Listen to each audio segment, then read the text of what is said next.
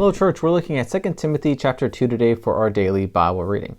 Word of the day is treatment. In chapter 1 as well into chapter 2, we're going to see how Paul expects Timothy to be treated by even looking at his own life and how he is treated. And this one treatment that we see over and over again is this word suffering. Now, that doesn't seem like the best, right? That usually doesn't seem to be what we want to dive into. You choose not to willingly usually enter into suffering. But that is what we see is the call of a Christian. Once again, not a constant suffering maybe, but this realization that this world is not our own, that we are in a battle, in a war, and we are in contrast to how the rest of the world is to be living. And so the treatment we should expect from them may not and probably will not always be pleasant. So let's pick up in chapter 2, starting in verse 1, and see what Paul has to say about the treatment that Timothy and I think we should expect. You then, my child, be strengthened by the grace that is in Christ Jesus, and which you have heard from me in the presence of many witnesses, entrust to faithful men, who will be able to teach others also.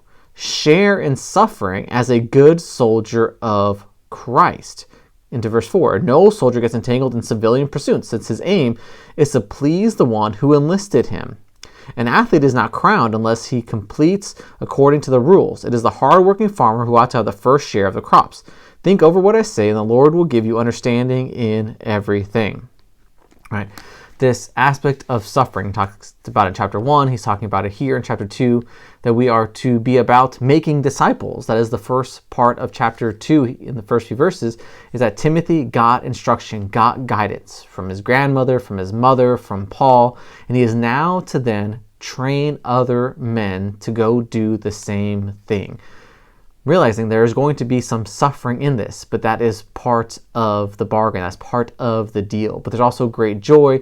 And so to remain steadfast and focused like a good soldier, like a good athlete, like a good farmer, there is a reward for continuing to go the path that God has given us, even though the treatment may not always be great, right? For a soldier, there's going to be sticky, difficult times. For the athlete, there's going to be difficult, suffering times to be able to get good enough to win the games. For the farmer, there's difficult work that has to be done before they can reap the harvest of the crop. So we as Christians need to realize this as well, that we have to be diligent, to be hardworking, regardless of the treatment, knowing that the reward will come from God. So endure, church, and remember the treatment that we can endure just as Paul did, just as Timothy did, just ultimately as Christ did for our benefit. All right, church, have a great day.